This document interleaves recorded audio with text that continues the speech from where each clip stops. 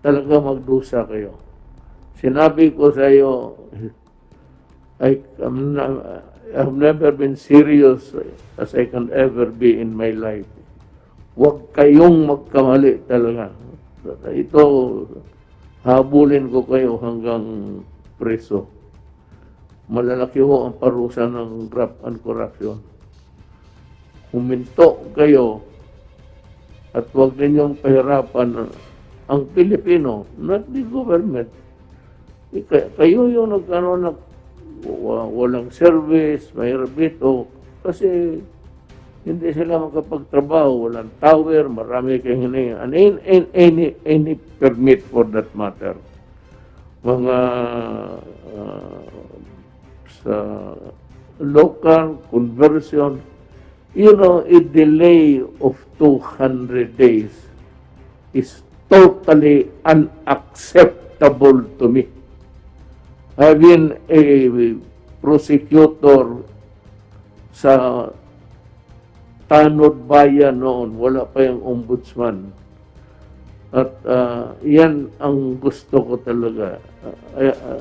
My training at least involved a lot of prosecution of criminal cases in court sa corruption. So, yan ang ano ko ngayon. Maligaya ako sa trabaho ni Secretary Anyo. Talagang ipahabol ko kayo. Tsaka, walang pakiusapan. No mercy ako. Either supporter kita, tumulong ka sa election, sinabi ko sa inyo, ang pinakatulong na magawa mo sa akin is huwag mong pahirapan ang gobyerno to act. And these are the projects of government. Although hindi ang privado na kumpanya na gumagawa the actual building of tower, it is still a project of government. They are commissioned and paid by government exactly to do what they are supposed to do. To building the towers, to having a subdivision, getting a conversion sa council. Karamihan yan, city and municipal council. Do not give me that na abutin kayo. Kundi, demanda ko kayong lahat.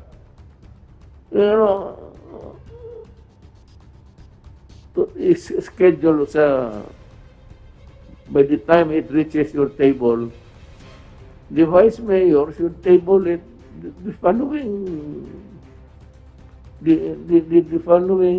hearing, city council hearing.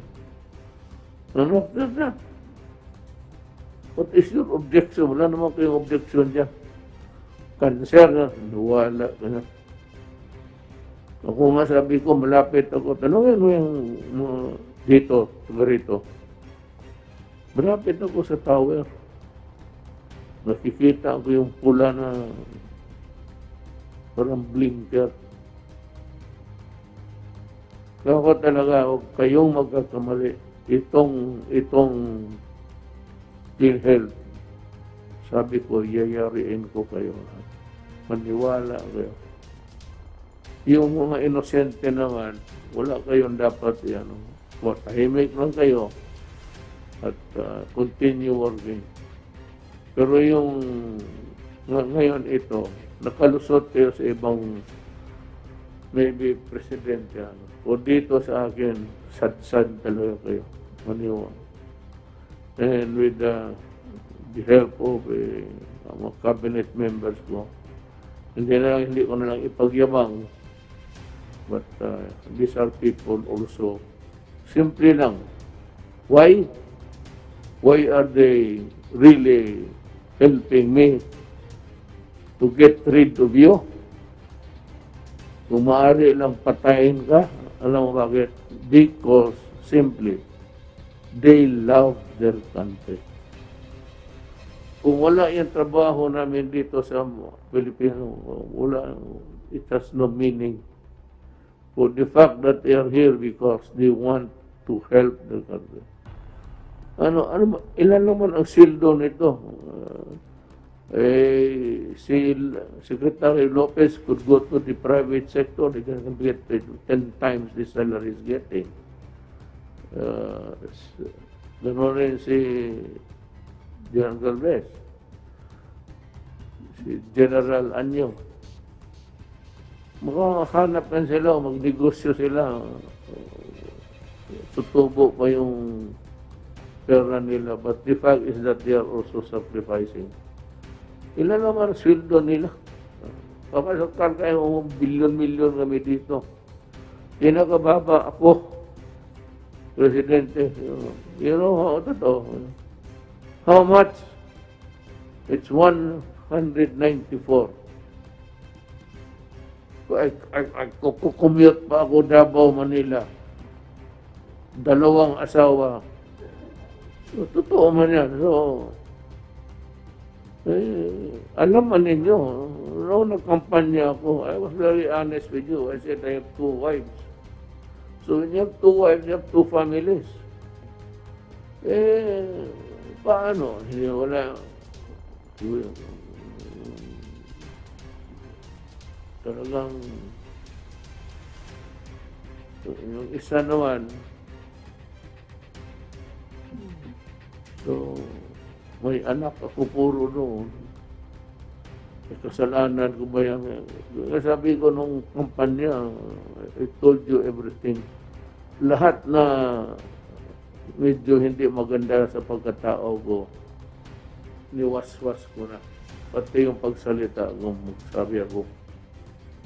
Nilabas ko na lahat para malaman ninyo kung sino yung pinili ninyo.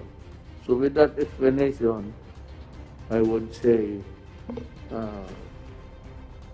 hindi ako maghihi ng tawad. Sabihin ko lang, thank you for your understanding. Yung importante yung, kaya huwag niyo kalimutan, yung ilan na yung nakulong. Pakulong ko talaga itong ito. Pati itong sa PhilHealth. Babawi ba?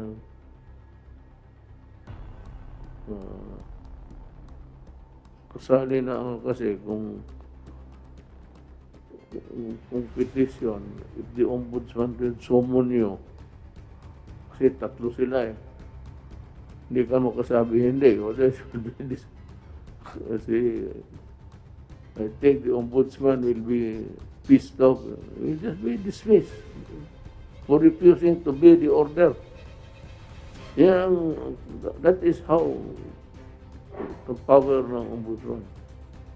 May utos ka, hindi mo sundin, wala.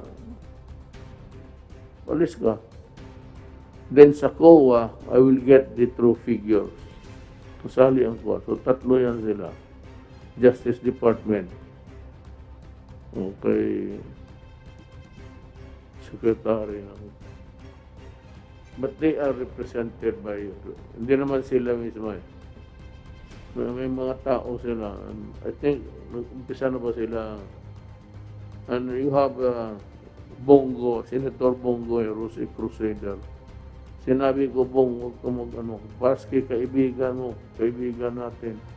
Basket, tumulong. Basket, nagbigay ng pera na tulong. Pagka nandyan sa corruption. Wala namang pinag-usapan na mag-contribute ka sa akin tapos mag-corrupt ka. Sumagay itong hindi na mag-corrupt, mayaman. Ang nagbibigay sa eleksyon yung mga mayaman. Hindi na kailangan mag-corrupt, wala sa gobyerno. So yan.